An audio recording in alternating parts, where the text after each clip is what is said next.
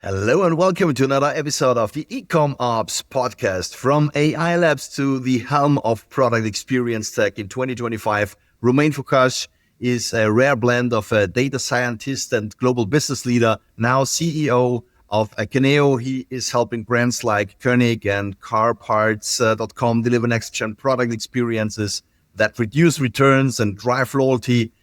If you ever wrestled with massive product data, global scaling or building AI that actually empowers people, this episode is for you. My name is Norbert and you're listening to the Ecommerce podcast. Welcome to the show, Romain.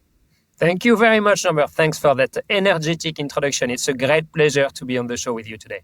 Thank you so much for being with us. Well, Romain, I told them a bit of you, but please introduce yourself. Tell us a bit about yourself, about Akeneo. What made you go into e-commerce? Yes. So myself, as you mentioned in the introduction, I'm from a technical background. I started as a data scientist before it actually was called a data scientist. I like to say that I was doing AI before it was cool in the early 2000s. Some might say before it actually worked, but that's a different story. And the full of my career has been spent in the space of B2B technology and more specifically data and AI. I've been going through some of the big transformational organizations in AI in the European landscape. Most recently, I was with a company called Dataiku.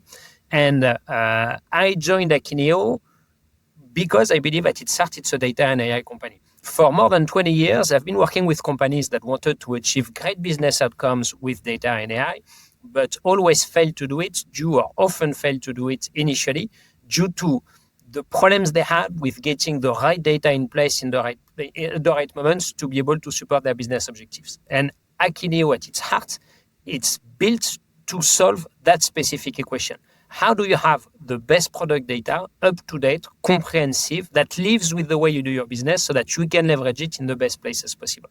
So that's what drew me to the organization in itself. That's the end of the journey. And I shared the beginning, and as to what happened between, well, I've always been attracted to solving complex problems. So I started with the math problem until I realized these were the easiest ones.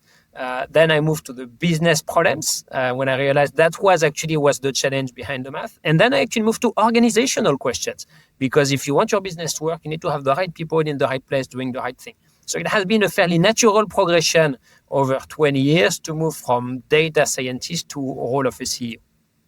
That's a very cool answer. Thank you so much for that.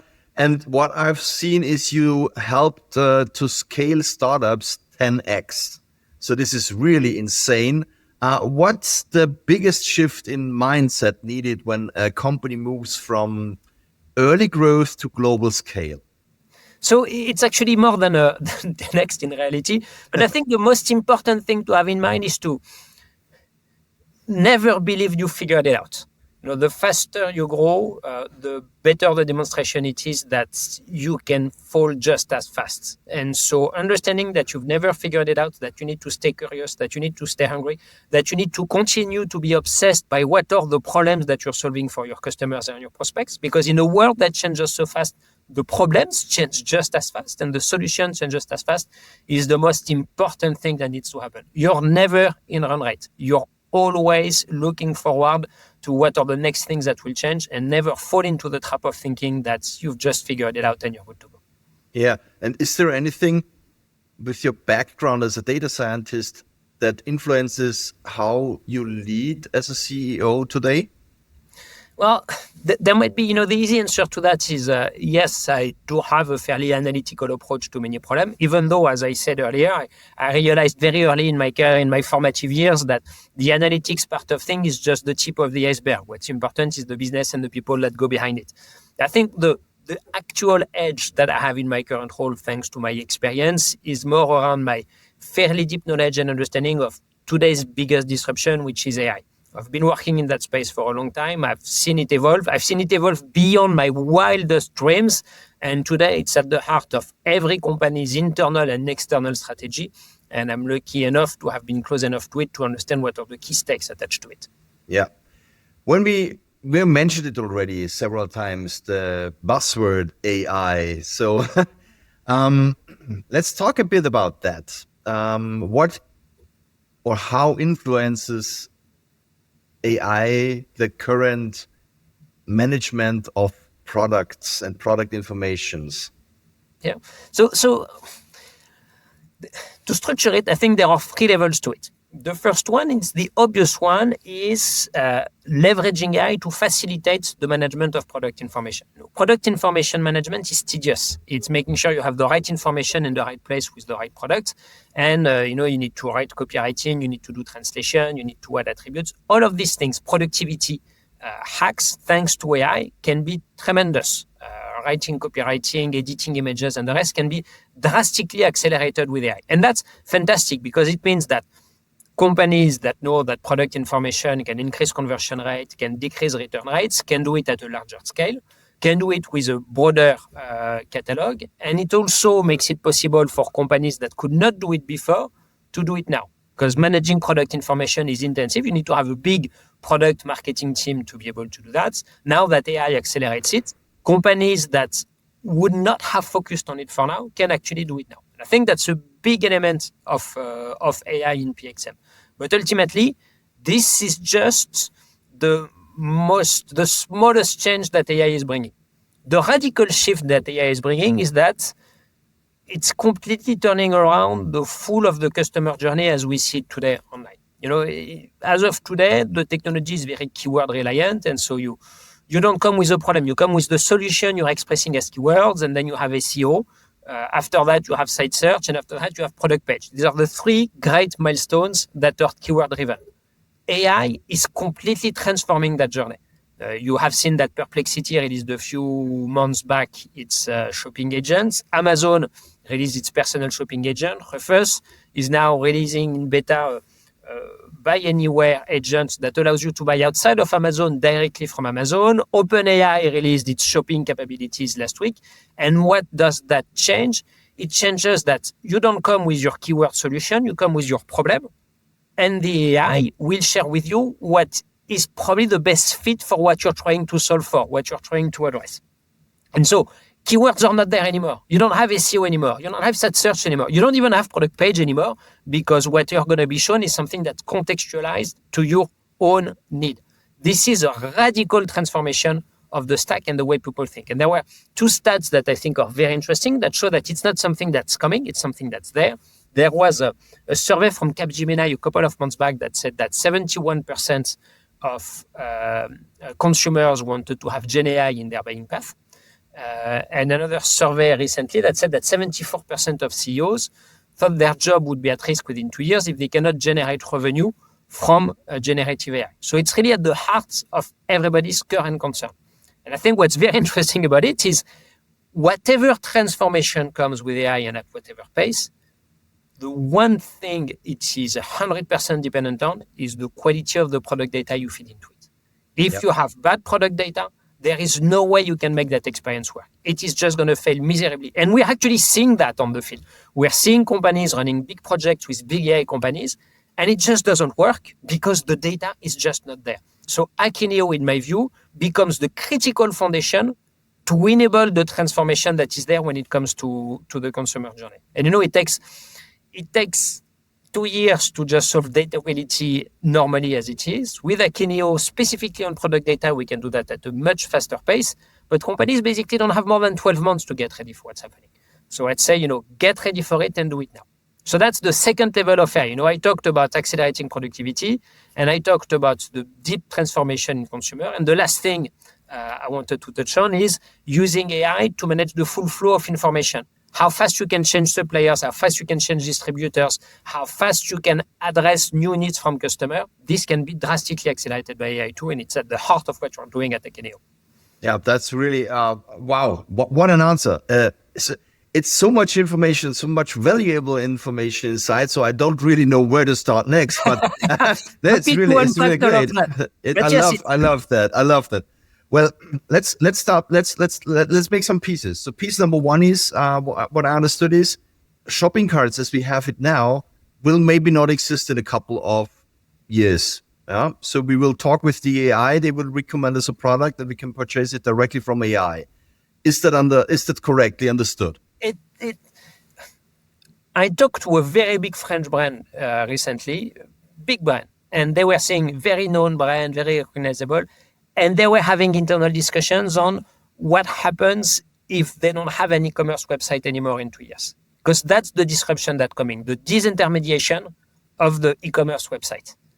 There have been a few articles recently that were very interesting on your next e-commerce website is going to be an API. And maybe not even an API, but just an entry point for an AI agent to connect to. And yes, you're going to go, you have your personal shopper and you say, I want to look sharp tonight. And it's going to look on what makes you look sharp based on the past interactions you've had. You're going to need a black suit or a red dress or whatever. And then go on various sites, find some options and bring them back to you. You never actually go to the end websites anymore. The whole experience has changed. You haven't typed, I want a black costume. You've typed, I want to look sharp tonight. That's really amazing if you think about that. I mean, I remember back then in time when Facebook came up here in Europe, and I think it was Renault who tried to kick off the entire website and put everything on Facebook. I think it was Renault. I'm not sure, but a big car brand company, and I'm pretty sure it was. But this didn't work out. So they came back with website. They came back with everything. But in AI, I'm pretty sure you are right. It will change a lot of things because we are anyway on WhatsApp. We are anyway on Signal or Telegram. And we are most likely in any social channel. And there we want to buy. You don't want to go on a website to buy. And I'm making very broad predictions here. And I'm convinced of it. I don't have a crystal ball. Some things might happen, some things might not. But whatever we say or believe, I think we're all in agreement that there is deep change that is coming. Yep. And whatever the change is, the product data is going to be at the heart of it. Now, we talked about the future a bit. And you just said product data is the heart of it. So it's very, very important. How can AI help me at the moment to get better product data? I mean, when I produce a product, I, of course, need to describe the product. I need to be the one filling the AI with information so we can get proper product data because the AI cannot see the product at the moment. It needs to understand the product. How can Akeneo help me, or how can AI help me to better, faster describe the product for the audience? So there are two main dimensions to that. One is the pure enrichments based on information you already have. If you've got attributes, if you've got pictures, if you've got a PDF, using AI to get information from the PDF, understand what's in the picture, get the attributes, generate copywriting out of that, validate that the information you have is consistent, make the translations for the dozens of different countries you want to sell into. AI can do all of that. Edit the image to remove the background or to put it in the place where you want it. These are core elements on which AI can drastically accelerate, a factor of 10, 20, the time to actually transform siloed attributes and assets about a product into a coherent description of your product. Then the other thing that AI can do is facilitate the capture and the distribution of additional information and signals. Connecting to your supplier systems to get the information in the best shape possible as fast as possible. Connection to external system is always a mess. It's always complicated. But with AI, you can actually make the matching much more easier. Connect to your ERP, connect to your PLM. Get insights from what is said about your products online. We've just released a new feature called PX Insights, where we go on external systems, on performance data from Google Shopping, user reviews from Yotpo, and bring that back in with the product information so that you can understand what are the things you might be missing, what are the type of buyers you're not having, what is the performance that is not showing, so that you can change your information based on that. So that is also what AI can help. To summarize, two main dimensions. One, building the enrichment from all of the structured and unstructured assets at your disposal. And second, creating the flows of the data so that your data lives and is able to get information outside from various systems and connect them together for it to work. Awesome. Great answer. And it really, I think, is a huge help. And what's completely underestimated is, of course, I mean, there is one group of people that might really has problem with the jobs, translators. I mean, the translation of AI is really good. What do you think about that? It's yes, and it's only getting better. I mean, Yeah. that's the big point. It's there are things that AI doesn't do that well today. Yeah. That's for sure. Look at how worst it was doing it just 1 year ago. Yeah. Image edition and generation a year ago was light years away from where it was here. So even the things on which you can say, oh yeah, but AI is not good to do it, it's not difficult to think that 6 months or a year from now, it's actually going to be there. Look at the pace of release of OpenAI, the DeepSeek, all of these things. It goes so fast. You need to prepare yourself for your organization to be able to make the best of these technologies and to be able to deliver on them. Yeah, and I am personally playing around a lot with image generation, with prompting around product data and e-commerce. This is one of the things that I really love to do, and especially when it comes to images and videos. It's you see every single month you see a huge step forward. Like now, when you just upload and play around to upload a picture you take with a smartphone, you upload it to ChatGPT, you describe what you want to see, and it really can already narrow it down and give you a result that is close to usable. It's not there, and it's just ChatGPT. There are better ones for image processing. But if we talk about that topic in, I say, a month or in 2 months, it will be completely different. We might at some point say, you should take a picture with your smartphone and the AI does the rest. Exactly. Very interesting. You actually just released a data showing that 65% of consumers return a holiday gift. What's driving this, and how can product experience reduce that number? It's. I mean, the return rates are just crazy, and ultimately, it's more than just return rates. This is what is killing the bottom line of online sellers, because when you ship something, you incur 10-20% of logistic costs. Yep. And when it's being returned, there's no getting that cost back. So it's easy to look at it, 65% of return on which you have 10% of logistic cost. That's already 6.5 points of margin that are lost just due to return. This is the great bane of online selling. And out of that, about half of it is due to wrong product information. People didn't understanding what they bought, people not being sure what it was. Maybe some elements are around sizing, but these are things you can capture because, you have people saying online that it was too small, it was too big, it was the rest. So we're seeing customers leverage product information to drastically decrease return rates. We have some great stories on the topic. I think there was one Kitwave in the UK managed to divide by 6 a factor of 6 its return rates by improving product information. And it's a B2B company on top of that, where you expect return rates to be low. So yes, better product information to better inform the customer, to allow them to have a good understanding of what are the things that might lead them to have a return, to put the focus on the most discriminating elements when it comes to return is, in my view, the key to lowering return rates, which is, in my view, one of the key elements that remains to drive margin for online retailers. Mm-hmm. So if we can narrow that down, we would say poor product data directly impacts the profitability, the returns, and customer retention, right? No, I'd say better product data can directly bring you back several points of margin just by lowering the return rates. Yeah, that's really great information. Why do you think do so many e-commerce store owners do not care about that? I mean, go to the average store, you see a product name, a picture, maybe a short description, and then there is some generative, maybe long description, but not real information. Are we as users too lazy to read, or are the store owners too lazy to build, or don't they know how to do that, or is it just because they didn't figure out how to manage that? So I'd say there might be 2 elements to it. Are people too lazy to read? Yes, potentially. I think that's an interesting comment. This we are not going to change people. At least I know I'm not going to change on this type of things. And it's true that going through a long list of 200 attributes is something that I have a hard time going through. On this, I think typically AI is going to make a big difference because you're going to have access to the things that are important to you, and you're only going to be shown what's important to you. But maybe more importantly, why people don't do it today, because not everybody is that lazy actually, and people know what they want, It's because I think product information is seen as a marketing nice to have. When ultimately, it's not just about adding attributes to your product.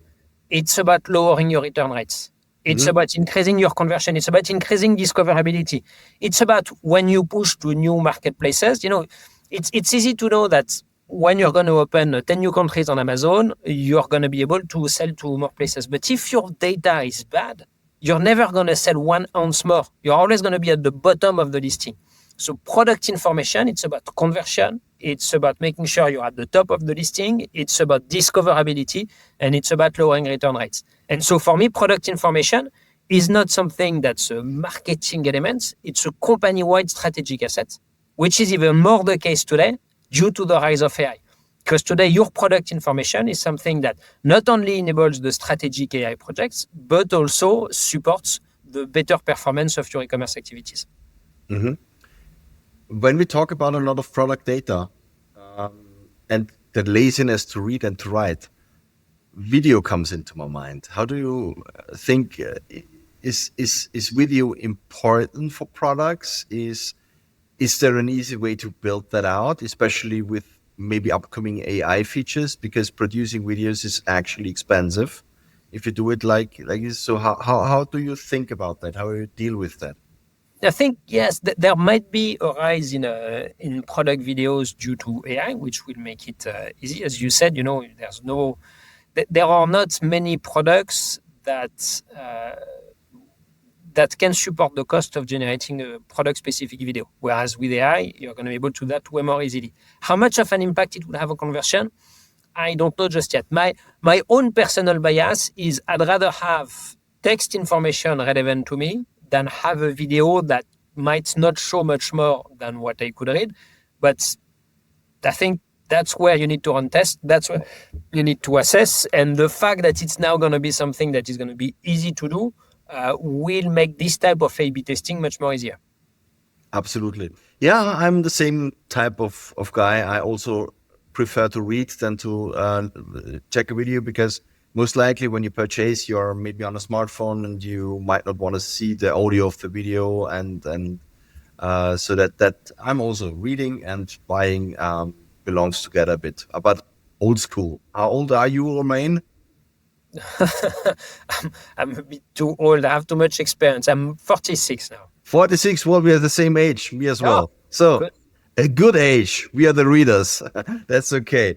Romain, you said data transformation isn't about tools. It's about people. Can you explain that a bit? Yes, of course. It comes from personal experience. I mentioned at the beginning that my first job was data scientist. And I built some great pricing models for companies to apply and the rest. And it didn't take me more than a few years of building great math model to realize that having a math model is nothing more than a cost center. Having a generic picture is nothing more than, you've just spent money. Yeah. The question is, how do you actually make money out of that? And to make money, it needs to be adopted by your organization. It needs to be trusted. People need to know that they can use it. So the change management of it is way more than just the generation of the asset itself. And so making sure that whatever technology we have, thinking about the technology is one thing, but thinking about how we're going to help people adopt the technologies that it has an impact is 90% of the job. Absolutely. And that's why, if you look at Akeneo, we focused a lot on it, on making it as simple, easy, and productive for the product people themselves, because you want them to want to be able to use it. And every time I speak to an Akeneo user, tell me, oh, it's just so easy to use. It's just so convenient. I'm just so happy, because that's why we're doing it, to make the people change of the equation as simple as possible. Awesome. Thanks. Great answer.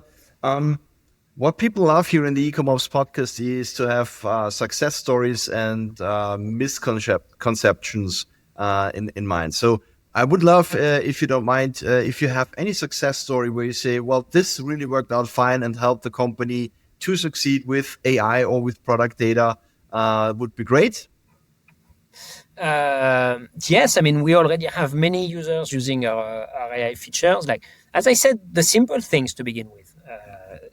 translation, copywriting, generating copywriting. We have some premium brands that are now leveraging AI to do the copywriting of their products with the right tone of voice, with the right type of wording, and are extremely happy with that. These are big successes that allow them to expand their catalog and to do more with the catalog they have at hand. That's great.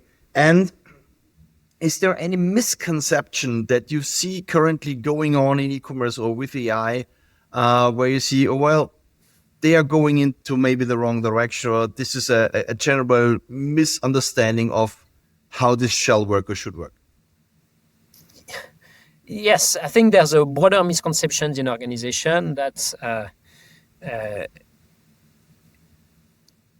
to actually be able to power AI with good data. You need to put it to put your data. You have a project where you push your data in a cloud database. And it's like, but I'm good with my data. I've pushed it in a Snowflake or a Databricks or whatever. And then IT, looks at it from an architectural standpoint and thinks that the problem is solved.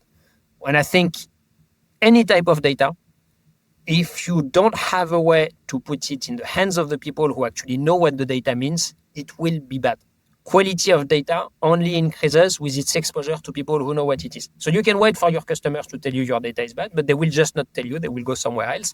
Or you make sure that the way you think about your data is not a repository where you put it. It's not an IT governance only perspective on it. It's how do you put it in the hand of the people who know what it means. And from there, you actually have data that you can trust and that you can use in all of the various systems. E-commerce, direct sales, point of sale, use that to do your financial projection, forecasting, strategic planning, and the rest.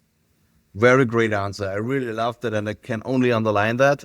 We do a lot of integrations from SyncSpider with B2B companies, especially B2B companies from ERP, and it's often the case that those companies believe, we have everything in the ERP and we can just push it out into e-commerce. And typically it turns out that, this is not the case.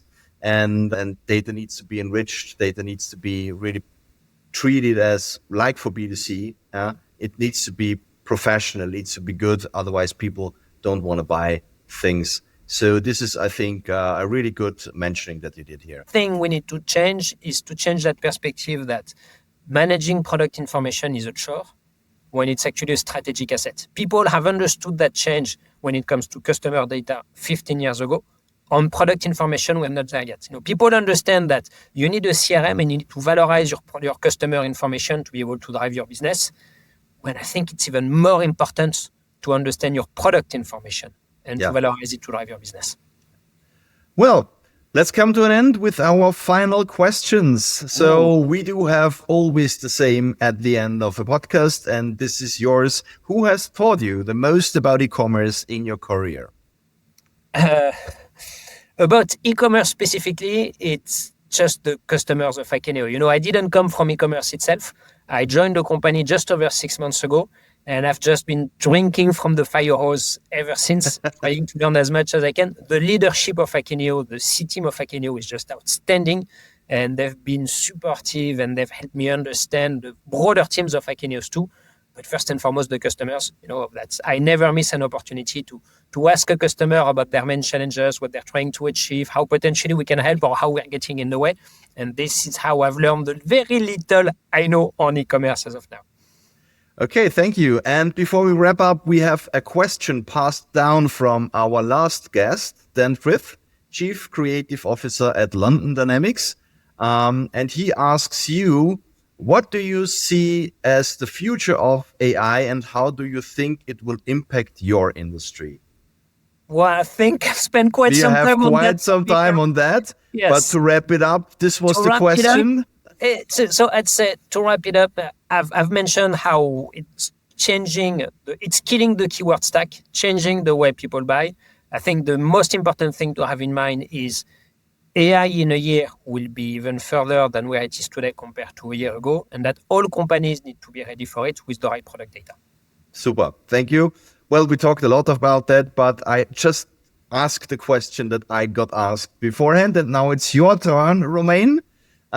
Please tell me your question that you will have for my next guest, and you don't know who it is. So I'm going to ask a question that's still about AI because everybody wants to talk about AI in any case. So it's going to be Yeah. about that, but not directly about e-commerce. It's what's your favorite use or your favorite personal use of AI?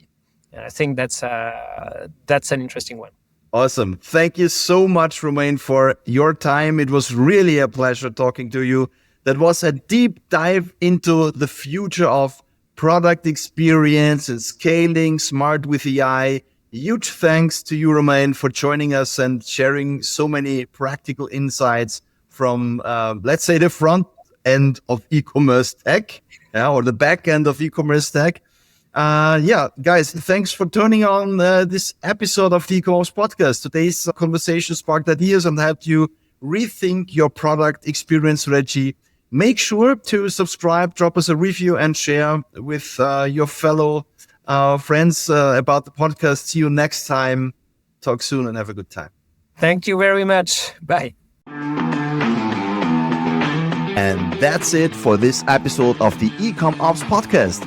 If you enjoyed listening and would like us find and interview more e-commerce operations experts, please search for Ecommerce podcast in your favorite podcast listening app and then subscribe, rate, and review. Until next time.